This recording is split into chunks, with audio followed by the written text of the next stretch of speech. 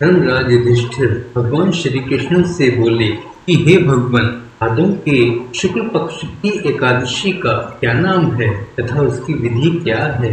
इस एकादशी के व्रत को करने से कौन सा फल मिलता है, सो सब समझाकर कहिए। श्री कृष्ण भगवान बोले कि हे राज्य श्रेष्ठ, अब मैं अनेक पाप नष्ट करने वाली तथा अंत में स्वर्ग देने वाली भादों के शुक्ल पक्ष की वामन नाम की एकादशी की कथा को कहता हूँ। आप इसे ध्यान पूर्वक सुनो। इस एकादशी को जयंती एकादशी भी कहते हैं। इस एकादशी की कथा के सुनने मात्र से ही समस्त पापों का नाश हो जाता है और इस एकादशी के व्रत का फल वाजपेयी यज्ञ के फल से भी अधिक है। इस जयंती एकादशी की कथा से नीच पापियों का उद्धार हो जाता है। यदि कोई धर्मपरायण मनुष्य एकादशी के दिन मेरी पूजा करता है तो मैं उसको समस्त संसार की पूजा का फल देता हूँ। जो मनुष्य मेरी पूजा करता है उसे मेरे लोक की प्राप्ति होती है, इसमें किंचित मात्र भी संदेह नहीं। जो मनुष्य इस एकादशी के दिन श्री वामन भगवान की पूजा करता है वह तीन देवता अर्थात ब्रह्मा विष्णु महेश की पूजा करता है। जो मनुष्य इस एकादशी का व्रत करते हैं उन्हें इस संसार में कुछ भी करना शेष नहीं रहता। इस एकादशी के दिन श्री भगवान विष्णु करवट बदलते हैं, इसलिए इसे परिवर्तनीय एकादशी भी कहते हैं।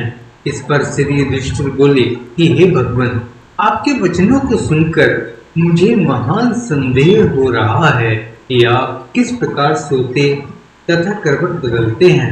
आपने बलि को क्यों बांधा और वामन रूप धारण करके क्या लीलाएं की, चतुर्मास व्रत की विधि क्या है तथा आपके शयन करने पर मनुष्य का क्या कर्तव्य है, सो सब विस्तार पूर्वक कहिए। श्री कृष्ण भगवान बोले कि हे राजन, अब आप पापों को नष्ट करने वाली कथा का श्रवण करो। त्रेता युग में बलि नाम का एक दानव था।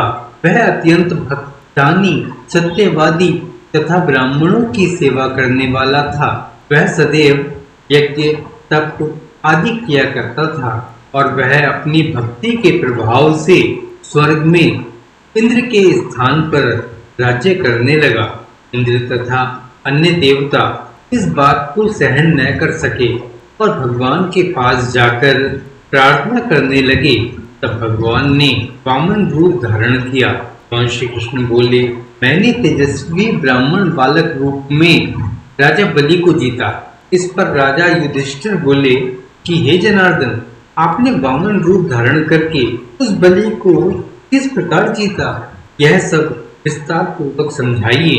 भगवान श्री कृष्ण बोले कि हे राजन, मैंने वामन रूप धारण करके राजा बलि से याचना की कि हे राजन, तुम मुझे 3 पैर भूमि दे दो, इससे तुम्हारे लिए 3 लोक दान का फल प्राप्त होगा।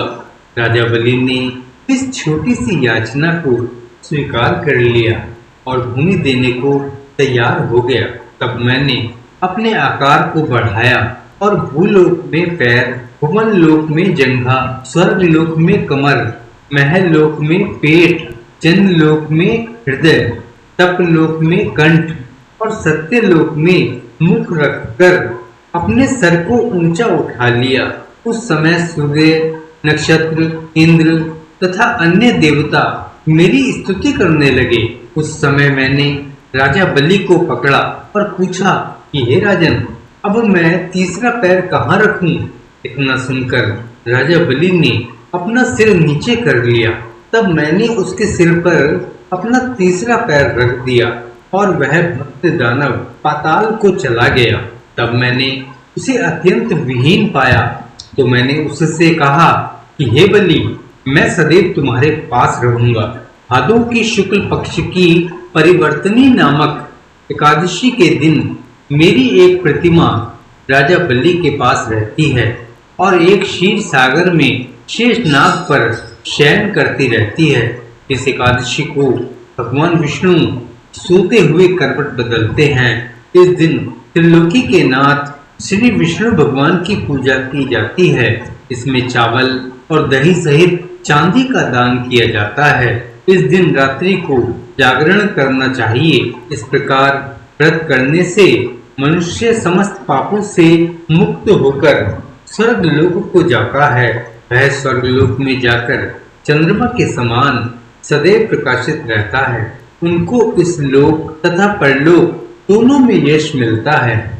जो इन पापों को नष्ट करने वाली कथा को सुनते हैं उन्हें अश्वमेध यज्ञ का फल मिलता है।